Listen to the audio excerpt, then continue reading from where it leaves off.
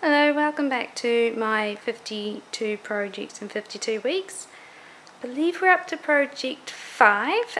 This week I am going to start a quilt top. So I've got all my fabrics out.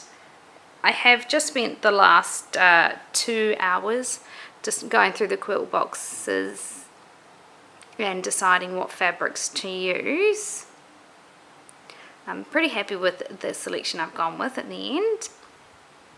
15 of them are fat quarters, so that will make my life easy for this project that I'm doing, and then I've got a few that we bought by the meter. So the quilt that I'm going to do is called Turning 20s. It's pretty simple in the fact that you need 20 fat quarters.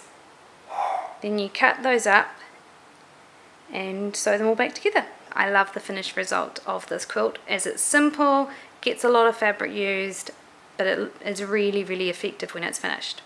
I'll show you the what I mean by I've had lots of fabric out today, trying to figure out which ones are going to work, and there's just as much of a mess in the garage right now. But the reason why I've spread it all over the lounge is because it's really hot today, and so I've got the aircon on, and this is a little bit more cooler than being out in the garage. So my next step is going to be to iron all of these pieces up. There was a small mishap with this green fabric where I accidentally trimmed one of the pieces too small. So I'm going to replace it with the pink.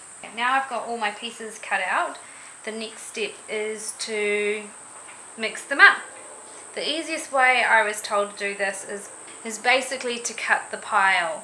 So take about 3 or 4 off of this pile and put it underneath, and then do the same for this set.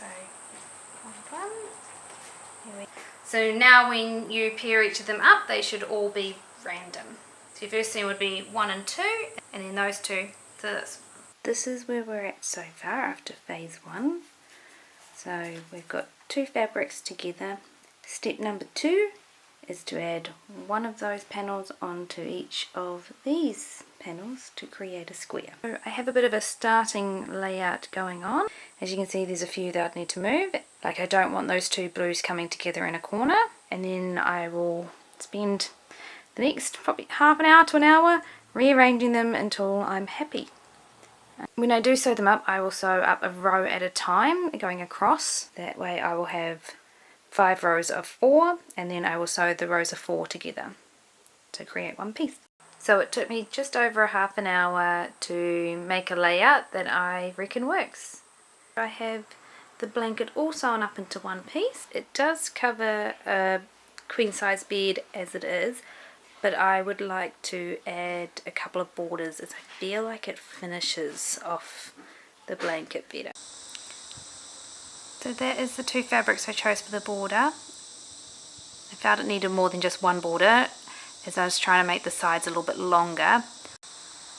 But that's it with its border on.